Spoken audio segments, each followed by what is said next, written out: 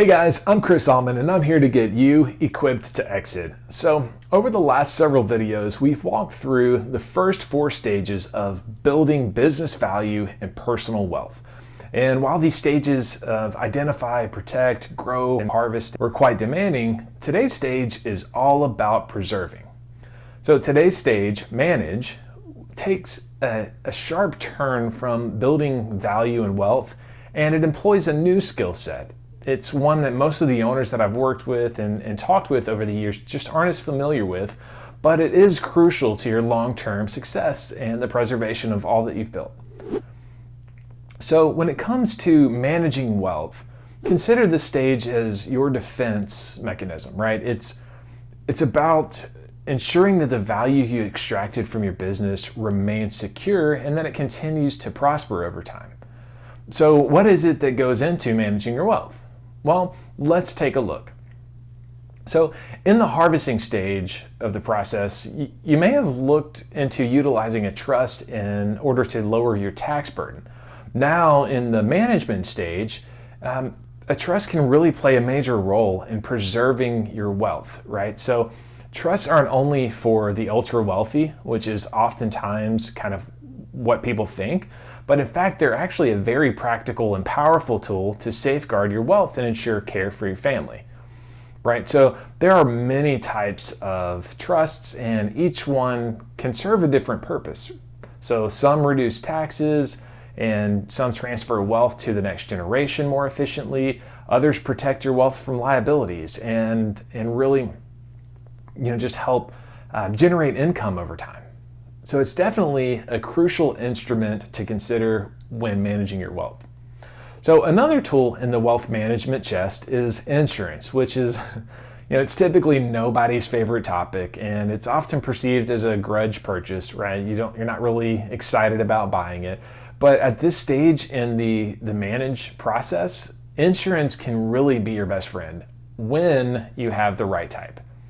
So insurance can not only protect your assets and things from liabilities and those unforeseen events that kind of happen to all of us, but it can also do a lot more than that. It can ensure your income and help you transfer your wealth more effectively and sometimes avoid having to pay as much in taxes. So insurance can offer some unique investment opportunities, and when you pair it with a trust, then it can really open up some new opportunities you might not have known existed. So the next thing is that, as an owner, you've probably purchased real estate at some point, right? You've seen the benefits of owning property and what that can offer. And if you haven't, it's definitely worth some consideration. So it's not for everyone, but it is another viable way to create some stable cash flow and hedge against inflation. So of course, the type of real estate that you invest in, whether that's residential, commercial, or raw land and timber, that will largely determine what type of returns that you get. So now we can't forget the traditional cornerstone of wealth management, the way that most people think of it, and that's just investing in the stock market and in the bond market. So while you're building your business, the markets were probably not very attractive to you because there's just not as much return that you're going to see there, right? You're not able to get those outsized returns that you got in your own business.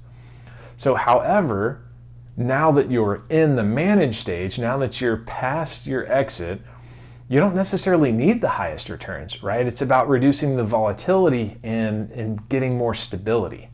So you might say, well, the markets are anything but stable, and I get that, and you might be right if you're talking about just a single market like the S&P 500 or the Dow Jones, but the truth is that there are far more markets to invest in than what you hear about on the S&P 500 or the Dow Jones, right? And building a diversified portfolio can offer quite stable returns over a long period of time, which is really what you're looking for when you're in that management stage.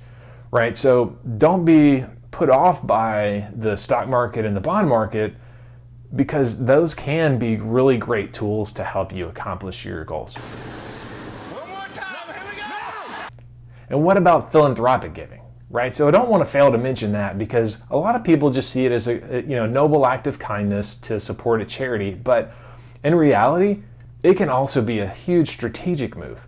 So planned giving, including charitable remainder and lead trusts, donor advised funds, and the donation of appreciated assets, as well as many other things, can bring in some serious tax savings while also leaving a lasting legacy.